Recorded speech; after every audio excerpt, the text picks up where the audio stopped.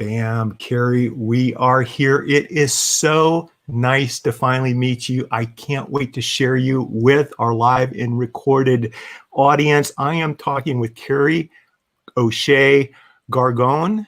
Is that close? Close enough. Close enough.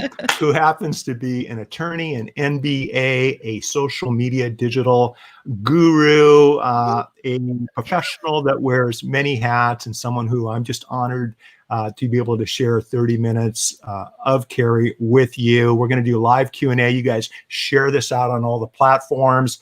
Kerry, maybe to give everyone a little bit of context about what we're going to be talking about, can you tell us just a little bit about your backstory? I know you went to law school, got your MBA. What got you interested in digital and social? Maybe the full story in maybe 3 minutes or less? Well, first, you could join me in the last 10 seconds when I forgot to tweet the link to this. And that's okay, right? That's okay, right? A digital guru I am. But that's the way digital works. There's a lot going on, right? It really does. So I would say I've just always been an early adopter of technology generally. So when I was very excited when they had typewriters that could remember the last few lines so that you could back over a whole paragraph if you didn't like it. That was very exciting for me. So yeah, I've always been one of the people who likes to try things, and I don't necessarily talk about it when I'm doing it, or I'm not known for doing it. I'm not like Chris Brogan, right? He's tries everything first, talks about it, lets people know kind of which roads to follow. CC Chapman, the same. I don't do that. I just kind of pick it up and try it for myself. I'm selfish. So is that why you went to law school? Just to give it a try, or was there something a little bit deeper? So it's very interesting. When I was a kid, my mom would always tell me to be a lawyer. And I was like, whatever, that sucks. And I didn't even know what a lawyer was. So you didn't grow up in a family of lawyers? Really contrary. No, my mom was a nurse and my dad was a sales rep, had his own business. So no lawyers. But my mom had this kind of old school idea that, that Kennedys make good presidents and I would make a good lawyer. Lawyer is a thing to do. So, but I didn't really know anything about it. So I went to school for marketing and got my MBA in international business. And I graduated. What happened was, so I graduated high school a year early. So I was 17 and went to college and graduated college a semester early. And it was kind of a weird time. So I wanted to go to law school. And I had taken some courses in business law, consumer law. I had done consumer mediation for the Massachusetts Attorney General's office through a program they had for that, for mediating consumer complaints. And I was like, this is cool. I had a mentor who taught law, and I thought this was something I wanted to do. But law schools don't start in January, not typically. And so I got my MBA actually as a stopgap between college, where I graduated in December, and then I was a resident assistant and a research assistant to get my MBA for essentially free. And so I did that in between, and then started law school at the usual time, which was August, September. So that was kind of what I did. And I went to Suffolk Law School to be a litigator, because Suffolk is known for producing great litigators, and I don't know. I was very brand aligned. Close to my heart right here. Yeah. Well, okay. So I know you spent about 4 years. I never made it to the 40-yard. Well, I think, I understand you graduated at the top of your class in law school. You practiced for about 4 years. And what led you to, and by the way, everyone, what we're going to be doing is sharing different personal branding ideas for lawyers and other professionals right now in a COVID-19 world based upon current social and digital trends. That's what I'm going to talk to Kerry about, but I want to just get a little backstory because I want to know more about her backstory. So after 3 or 4 years of practicing law, what happened? Why was there a pivot? Why did you decide to kind of go down a different path? It was strange. So being first in my class, there was this career path set before me, and I wasn't necessarily super excited about it. I mean, litigation in and of itself is pretty stressful and unpredictable because, you're putting out different fires all day long than what you planned on. You plan on putting out one side, put out a different side. You know what it's like. You drop everything and whatever. So I was doing that. I started out clerking first, which is such a fun job. Did you do that? It's you go work. Did. All right. So for anybody who doesn't know, you're not really doing anything but going in from 8:30 to 4:30 and researching opinions for judges, and you write the draft and they sign them. So you get to sit in on hearings. You're looking for like the right answer and stuff. It's like very refreshing compared to the rest of your legal career, which is this person has a lot of money and an easy problem, but take a while because they have a lot of money. Or this person has no money and a very complex problem, but just like rock it out because they can't pay for a lot. We don't want to be around lawyers like that. No. No. So it's very different from the actual practice. So I love the intellectual part, the intellectual challenge of law. But when it got to the practice, it's like billing in 6-minute increments and that sort of thing. It wasn't like my super favorite. I didn't love it. I did go from the big firm to a smaller firm thinking maybe a smaller firm be a better fit. And it's the same problem. It's just in a question of degree. So you're still putting out fires. You're still doing a lot of things that make it impossible. I mean, not impossible. A lot of people do it, but for the way I wanted to structure my life, like I wanted to have a certain amount of control, and you just don't have it when you're practicing law. You don't have it. So I transitioned into teaching, and that was a much better fit for me because you have the intellectual challenge of law. You have the fun of interacting with students because like you never know what they're going to say, and then and then you kind of give away some of that pressure of the practice to bill in small increments and that sort of thing.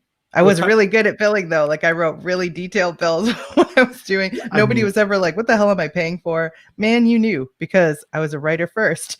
I was a marketer and a writer first. Like it's all very clear. It's value interesting. Of what I bring. Most consumers aren't aware of the billing side of that type of legal model, which we're not a part of. We're more of a contingency firm. But it's interesting, Kerry, because when you can tell a story in those itemized billings, you're explaining to the client what's happening while they're reading the billings. It's a pretty effective way to create good attorney-client rapport. And the bills get paid a little bit faster because they feel like they're a part of the project, a part of the story. You got to paint a picture for them, Mitch. They don't know what we do all day. And if you say research, I mean, they don't know what that is. If they think you're like throwing a basketball at the wall and picking it up, So you have to explain, hey, I researched, change of venue clauses in a couple different states to see if we could move this case somewhere more beneficial. And that took like 45 minutes. And then, just like let them know what you're doing. That's really all it takes sometimes. I mean, I never got any phone calls from people who were upset about a bill from me. And meanwhile, I could hear people getting calls from other people who were like, what the hell were you doing for 4 hours? How much research does it take? I'm with you. It's always been, if before the internet, before social media, if you were transparent, if you were open, if you communicated well with the client, I think what I experienced is you have less problems, less challenges. You feel like you're on the same team with each other moving forward. Let me fast forward to social media because a lot of the things that you just said, I think apply really well to social media. We've got change every single day. We've got transparency issues right now. We're all at home behind our computers dealing with COVID-19. You talked about the uncertainty of litigation, which to me, it's something I'm very comfortable with. I think there's uncertainty in social media and digital because things are changing every single day. So having said that, Kerry, over the last 6 months, for all the lawyers out there, for all the professionals out there, talk to us a little bit about transparency, staying on top of things, consistency. What do we need to be doing on social to share our brands better? Is that all? Well, first of all, let me say that law is like a relationship-based profession. It is. You could be brilliant. You could be the best theoretically at what you do, and you are still not going to have anyone who wants to work with you if you are rude or bad at billing or they don't think you're an actual person. At the same time, there are a lot of inherent, maybe even unseen biases people have, ideas about how the kind of person that should be their lawyer. Sure. Or I'm a woman, right? So it's like the kind of person a woman should be, and then layer onto that I'm a lawyer. So do they want to know like what you do in your off time? Who knows, right? So I was, when I first joined the big firm, they didn't allow us to connect with people even on LinkedIn. Really? Like we didn't get to connect. Really? Yeah, never mind clients. Just like to be on LinkedIn, you could hold the space. It's kind of like all they wanted you to do. And that was LinkedIn. Yeah, that's ridiculous. I'm not talking about Facebook, Twitter, whatever. Of course, it's ridiculous. So I guess what I would say is you have to be comfortable knowing that the kind of client that you want and cultivating a relationship with that person that includes a little bit of yourself, not all of yourself, right? I'm not like telling them all my secrets and stuff, but I am who I am. Like I have tattoos. If you don't like people with tattoos, you're never going to trust me to be your lawyer. And you know what? That's fine. I've Mhm. always been comfortable not being everyone's cup of tea. So make your personal brand personal. Make it personal, because otherwise you're just like every other bankruptcy attorney, you're just like every other, litigator, you're just like every other divorce attorney. So the reason somebody would come to you uniquely is that they trust you, which has to do with content, but also a lot to do with how they feel about you as a person. And you're going to encounter some of those biases we talked about, like where they think, well, a woman shouldn't have tattoos, so I don't like her. You know what? Fine. Or, a mom shouldn't work and there's Mhm. pictures of her with her kids and I disapprove of that. Well, fine. So they can find somebody else. But, I'm going to kind of allow people to self-select to me that are a good fit for my personality and how I do business. Nothing to do with my capability as a lawyer, by the way. They can see that on my resume, posted to the firm website or whatever. They know my chops. They know I'm first in my class. They know where I interned, where I clerked. They know all those things. So now we're talking about relationships, and that's totally something else. So make your brand personal. I think especially now, think about how many people had these like shiny, perfect personal brands going into this, these kind of like unblemished, perfect lives. And they're falling apart at the seams, some of them. Not that you see it, right? Like if you know any of these people, that they're under tremendous pressure to look perfect all the time. Now, some people want a lawyer that's perfect, but smart people know that that's not even a thing, that nobody's perfect. So I think it's okay to be like, you know what, we're eating SpaghettiOs for dinner tonight. I'm not even sorry. Can I Like I ask you, think can I that's ask you a okay. question on that? Yeah. Can I, so, SpaghettiOs, don't do the ones with the Franks in them. They're gross. so I'm the guy here with my running shirt on because when Yeah. we're done, I'm going to finish a mediation brief that we're going to do on Zoom on Monday, and then I'm going to go Yeah. for a quick run. Mhm. And gosh, there's so much I want to unpack, Kerry. And if I don't ask you this and interrupt you, and I don't mean to be Go rude ahead. by Here, interrupting, I'll I'm drink going to some root forget. beer. Drink some root beer. Okay. All right. So first of all, I want you to know that I met my wife in law school, and we've been practicing together as partners for the last 30 plus years. Nice. Our daughter's a first year lawyer. So when we talk about women in law, when we talk about the way it was 30 years ago with a judge referring to Lisa as Missy in court and opposing counsel as counsel, that didn't work. And it resulted in a letter from the California State Bar to that judge demanding a written apology to my wife. This was 30 years ago. But maybe then other ones didn't say it, but they still thought it, Oh, you know? no, Mhm. absolutely. Lady lawyer. It is still a huge issue Mhm. with regardless of race, gender, religion, whatever it might be, right? Yeah. So I get that. And but we're talking about not being perfect. And as lawyers, being okay with being ourselves. And there are clients that are going to connect with us because we're ourselves. And there are other clients that may not connect with us, but guess what, you guys? You're not going to want to represent them anyway. Right. Right. But here's the thing. I always preach the 80% rule. And if you look at my content, about 80% of it's right, whether it's grammar, sentence structure, how I say something on video. It's not anywhere close to perfect. And I get that. But I hope I'm coming across as being genuine and sincere, honest and trustworthy. And I'm actually helping somebody fix a problem. So far, so Talk. good. Well, yeah, it's 10 only been minutes since in, 15. 1996, right? Online. But the point is, can you talk about maybe that 80-20 rule or why it's okay for us not to have to be 100% perfect when we're creating written, um, audio or video content on social media? Oh, my writing is perfect. So just kidding. And to Uh, have confidence, you've got to have confidence. I am a very practiced writer. Yeah. When I went to law school, I rejected the whole IRAC format, the issue rule Did you analysis really? conclusion. Yeah, I went straight for the A. Nobody cares. I had this professor named Jim Janda, and he was this kind of guy that would get up at 4:30 in the morning and, push himself really hard and run marathons and like also work at the appellate court and teach. And he was like one of those. And he was like, why are we getting so hung up on the whole issue rule analysis conclusion thing when you're going to have to get to all that in the A, like in the analysis anyway? And I was like, oh my God, that's so smart. So my legal writing was always much shorter. My briefs were always shorter and my opinions were always shorter. And you know what? It works because nobody wants to just read more words for no reason. So But as far as being imperfect, it's when I say be imperfect, I mean, I mean be human. Be human. But your work had better be damn good. And if you're a woman, it had better be better because that's just the way it is. But I've opened and closed like 200 books back before it was easy to do research on the internet, right? To looking for just the one case I needed to show that like a brick parking or a pavement parking lot could be like a weapon for the purpose of assault. I had Mm. opened and closed 200 books. And, somebody else might have stopped at like 50 and been like, this is close enough. And I'm like, no, the case is out there. And I would keep going and push harder. So you have to kind of separate your professional work ethic and your dedication to excellent work, which is a must, from being human and like occasionally screwing up and sleeping in and not making your bed or whatever. I view those things as two different things, if that makes sense. Not like It your work's does. going to be perfect, but it's like damn good.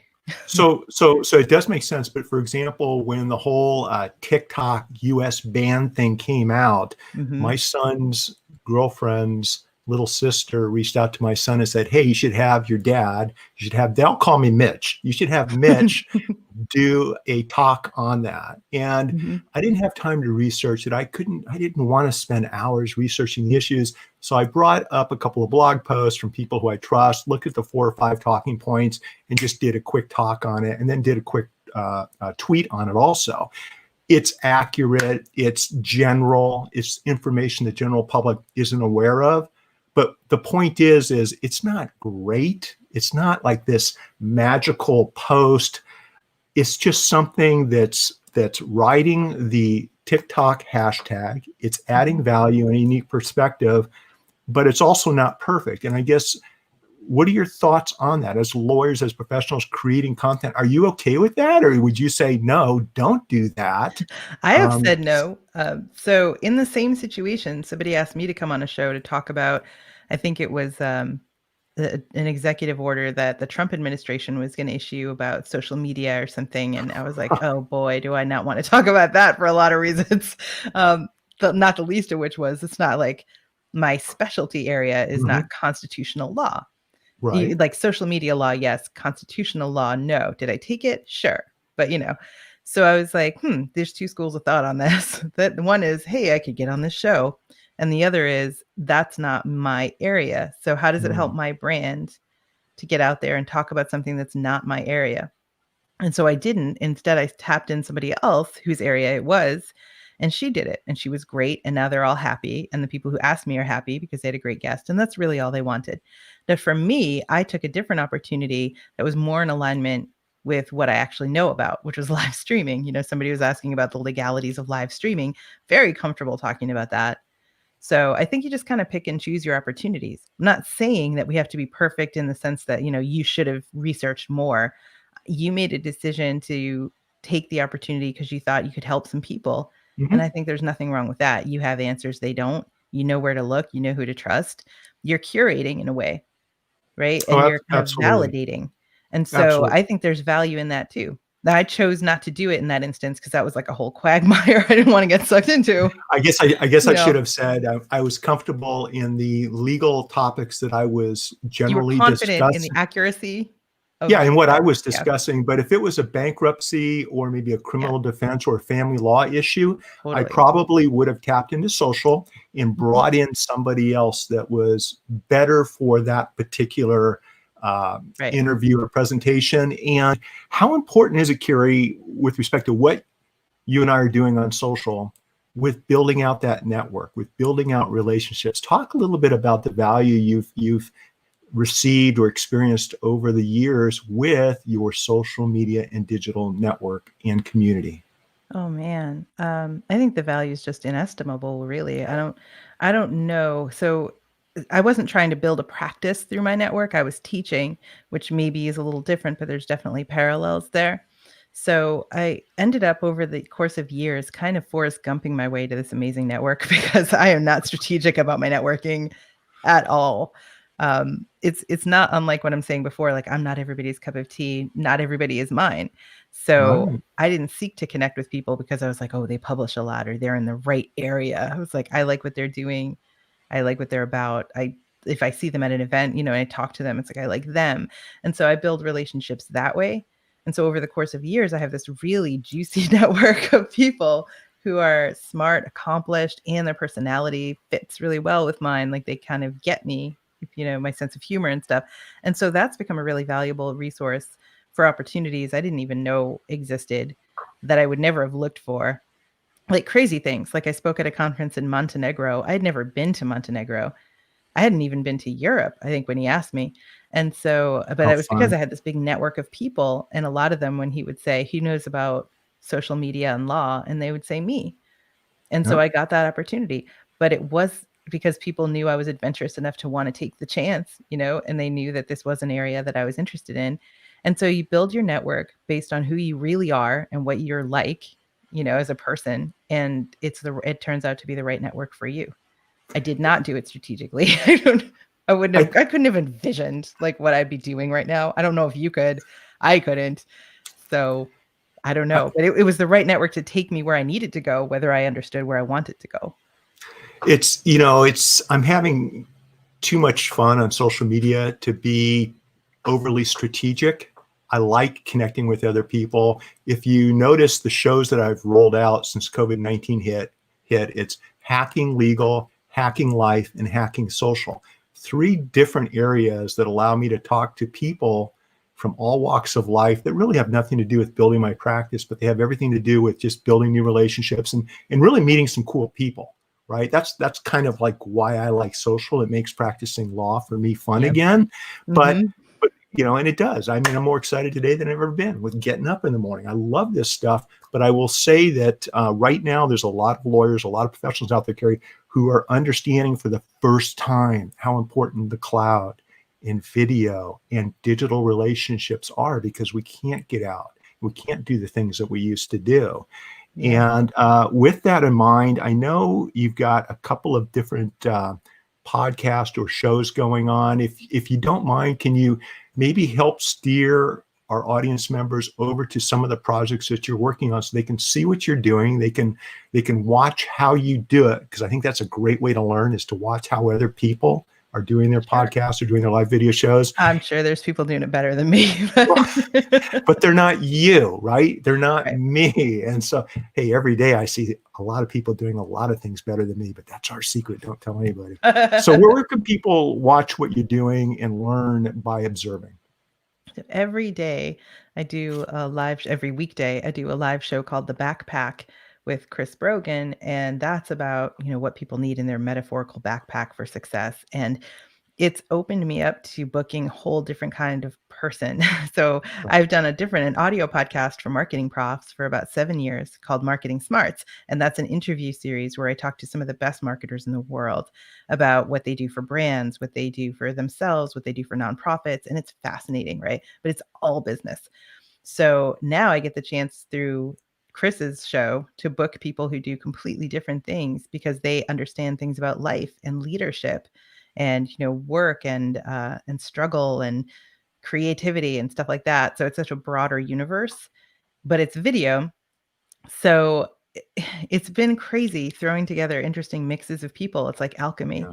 It's like we'll just get, a doctor who researches the gut biome and throw them on with Marsha Collier to talk about eBay, because like, why not? We'll see what happens. Throw in a little professional wrestling, a Yeah, couple it's of authors, you're good professional to go. wrestler with an author. Yes, exactly. We're going to have tomorrow the original voice of Siri, and another voice actor, John Bailey, who's the epic voice guy. And so we're going to he does video games and a lot of my favorite YouTube videos, but also proper movies and stuff.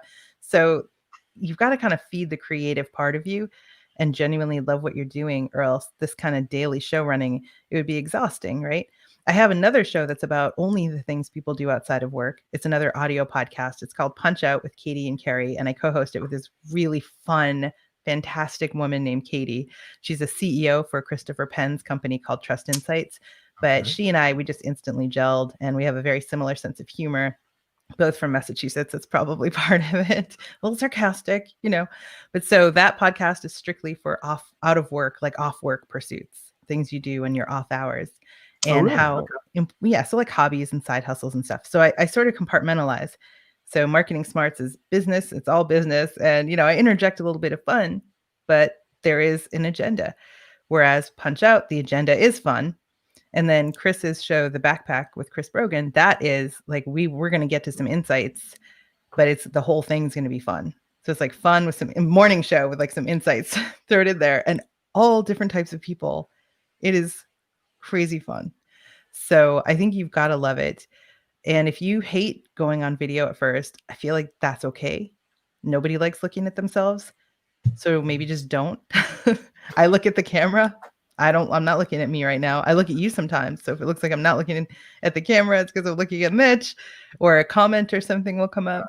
Or I retweeted this finally. I was like, I can't get around to retweeting the live Well, stream. Kerry, you just said something that I think it's the biggest hurdle I see with other professionals is they don't like the way they sound, look, or feel like they're coming across on live video Nobody or a likes the way podcast. they look. Nobody, you guys, No. nobody does, right? But once you get past that hurdle, once you get past that self-limitation, I think things open up and it starts to become fun. People want to know you. Like law in particular, people have to trust you, and they do that because they get a feeling about you.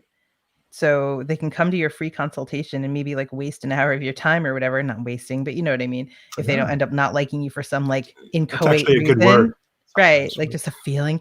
But if they've seen you on video or even heard your voice, it works a little with audio too. But I feel like video, they get a little more of a sense. Are you playful and mischievous? Are you competent? Are you warm and personable? Are you cold and distant? Like they're looking to know who you are before they start a lasting and very expensive relationship with you, right? So, well, I think what you and I have noticed, and we, both of us being in the legal profession and going to bar association meetings and that life before social, as we know it today, as opposed to what we're experiencing today, where you meet someone and then you see them then we would have seen them at a conference, and a hug is just a natural first step because you feel like you know each other, right? A handshake would be awkward because we know each other so well. And it's interesting, the power of social and digital right now, how you're using it, how you've branched out, how you're building this brand that you and I would not have crossed paths had it not been for social and digital. And you did say something that I actually just took some notes last night before I went to bed. I'm going to walk my talk, you guys. I'm going to read these to you, okay? So I have some friends of mine that are lawyers that are trying to figure out social, and they're making it too much work. I can hear in their voices, they're not having fun. They're treating it as a job. And my talking points, Kerry, for probably a TikTok and new Instagram reels that I'm playing around with, is I want them to, number one, always keep learning, practicing, and creating. The more you create content, the easier it gets and the better you get and the more you build your brand. Number two, enjoy it. Enjoy it, right? Enjoy the process. And number three, walk the talk. It's one thing to say something, but if you're not walking the talk, I mean, I think in life in general, so it's interesting that you would talk about having fun and the passion and enjoying it. I think it's so important right now, especially with everything else going on in the world. With all this. With all this other stuff going on. And lawyers are busy, Mitch. I know, right? Oh, I mean, everybody is. Like, you have a lot of work. I always have like 25 things I could be doing. But it's like, busier than I've ever. got to fill my creative side. I've got to fill that bucket again. I can't just drain it. And so different kinds of projects, and in my experience, a change can really be as good as a rest. It's like, fine, you could veg out and watch some Netflix. I have done that. Love doing that now and then. But for me, it works just as well to switch gears and talk to somebody, talk to a pro wrestler for Chris's show, or talk to somebody I would never have talked to in my any other context, not in my legal career, not in my marketing teaching career. These are people I would never have talked to, and I'm learning every day. When you meet these other people and talk to them, do you learn something new, whether it's a new approach, a new outlook that you can bring back into the practice of law? Absolutely. Yeah. Well, for one thing, you're studying people, right? And the human condition is something you've got to be intimately familiar with as a lawyer. You can't just like roll the dice on what you think someone's going to say. When you ask a question, you need to know what the answer is going to be, right? Definitely as a litigator.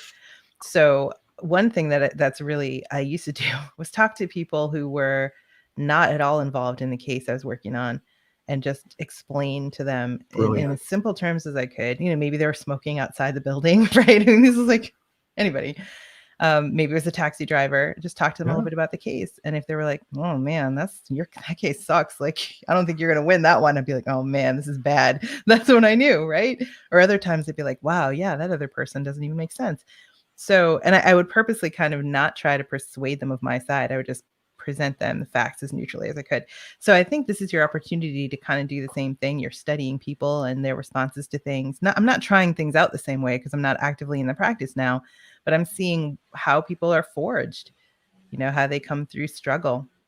And that directly translates how they react when they think they're being put on the spot versus how they open up when they feel like they're safe to do so. We had that today. We had a great conversation with someone who was like, you know what? Sometimes when I talk about my profession, people are negative about it and it kind of makes me closed off. And this was nice. Like I got to have a conversation and we got to explore different things because you're open to that. And that's what you want to be. So take the opportunity to talk with people. If it fills you up creatively, that's so good. But study them and learn kind of what makes them tick. That's the hobby show teaches me that too. Punch Out with Katie and Kerry. What fills people up? What lights them up inside? And then you take all that knowledge of kind of the human condition and take it back with you to work because we need empathy more than anything else. Lawyers need empathy. We need empathy. And I'm a guy that likes to fix things. That's why I became a lawyer. I'm like you. I didn't grow up in a family full of lawyers. I was the first one to go to college, first one to go to law school. And I did it for my own reasons. And those reasons are more prevalent today than ever. So that's why you see my voice out there, because that's why I became a lawyer 34 years ago. That's just my mission, right? It's interesting what we're learning and doing on social. Kerry, it's interesting to take some of these concepts back into the courtroom. In other words, things are short and sweet. People speak in tweets now. So instead of a 2-hour opening statement, maybe it's a 20-minute TED Talk type of opening statement, right? It's just a different world. I think there's so much to learn by all of us paying attention. And that's why I pay attention to what you're doing, to the shows that you're on. I'm going to subscribe to your podcast and continue. Nice, pardon me? So thank you, Mitch. That's nice. Oh, absolutely. And just continue to learn and evolve. And is it okay to make mistakes now and then? Oh, yeah. Let everybody know. Okay or not, you're gonna. So watch me. I was telling Chris when I had him on the show a couple of weeks ago, he writes about in Trust Agents, that guy. Don't be that guy, right? I'm like, I think since I graduated from law school, I was that guy. And it's a learning process. It's just something that was ingrained into me when it comes to advocacy and arguing issues. And you got to be right because your client's paying you to be right. And it's taken me a while to kind of learn how to remove that shield and be that nice guy, right, on social media. But it's a journey, and I think it's a journey that's going to continue for another 10 years, full disclosure. Right. I'll tell you a story about right? Networking and imperfection. When I was practicing law, I had a guy, and he was not a lawyer, and he should not have been representing anybody, but he was. And later on, that was addressed. But he was awful. He was a nightmare. Like I had to show pictures of him around my family and be like, don't open the door for this guy. He was that bad. But so one of the things that happened when I was dealing with him was that I filed a response to something, and my secretary at the time my homework had appended the wrong signature page. And so the clerk or the courier had already left. And before they got to the clerk, I looked at the copy that she'd given me, and I was like, oh, this is wrong. This is not correct. And so I had to call the clerk, who knew me because I had been a law clerk, and like they were familiar with my work, and I'd been practicing up there for like maybe a year. And I said, oh my God, like someone's coming, don't take their thing. It's not, please don't take it. It's not right. They're going to hand it to you with a check or like whatever. Just please don't do anything with it. Like I'll be there in 25 minutes. And they waited for me. And I obviously the courier got there first. They waited for me, and I got there, and I was able to fill it out correctly and put the correct signature page on. But I was like, so networking, I'm nice to everyone, right? And when I was part of the clerk, at the clerking pool or whatever at the court system, I didn't look down on anybody. No. The security guards, the bailiffs, obviously the people in the clerk's office. I mean, these are all people that I knew pretty well by the time my clerkship ended. And so when I called and was like, please, for the love of God, don't take the check. This guy's about to hand you. Like, I'll be right there. They were like, okay. And so, yeah, I screwed up because it doesn't matter if it's you or not. It's your name on the pleading. You screwed up, and I had to fix it immediately. And I'm just so lucky. It could have been so much worse because of the fact the guy on the other side of that, he would have like really enjoyed. Jumped all over Yeah. it. Yes. Yeah. And capitalized on it. Bits of wisdom. I mean, yeah, there's nobody more important in the courthouse than the clerks, the bailiffs. But I mean, be nice to everyone. You don't know who they Reporter. are. You don't know who they are. No. I start that dance the minute I get out of my car in the parking lot, Kerry, with my client. You don't I know. actually I like some people, so it works out. Yeah, you just don't know. And I think the same approach applies online, building a reputation of trust and having people, they're okay if you make a mistake. They're okay with, whether they even think about it, they're going to give you a second or third chance because your heart's in the right place and you're trying to do the right thing. For my community members, Kerry, that want to stay in touch with you, they want to reach out to you. They're not watching the video. They're listening to the podcast that drops next week. Can you share with us the best way for everyone to stay in contact with you? Sure. I'm at Kerry Gorgone everywhere. That's KerryGorgone, like Kerry G or Gone, on Twitter, on Facebook, on LinkedIn, kerrygorgone.com. If you want to follow the Backpack Show, that's over at chrisbrogan.com. And the Punch Out podcast is punchoutwithus.com. I love that. Me everywhere. Well, and you know what? I can't wait to follow you and digest all of your valuable information. Oh, you're not going to have time. You don't have time for all of them. I do have time because to my world's a big blur. I love combining social and law, and that's what keeps me young, keeps me happy, and keeps me smiling. Kerry, thank you for your time. I really appreciate it. And if there's anything that I can ever do for you, all you need to do is reach out. I love meeting other lawyers that are embracing social and digital, and it's been a pleasure to meet you. Thank you very much, Kerry. Thanks so much, Mitch. You're welcome. Bye-bye, everybody. Make it a masterpiece.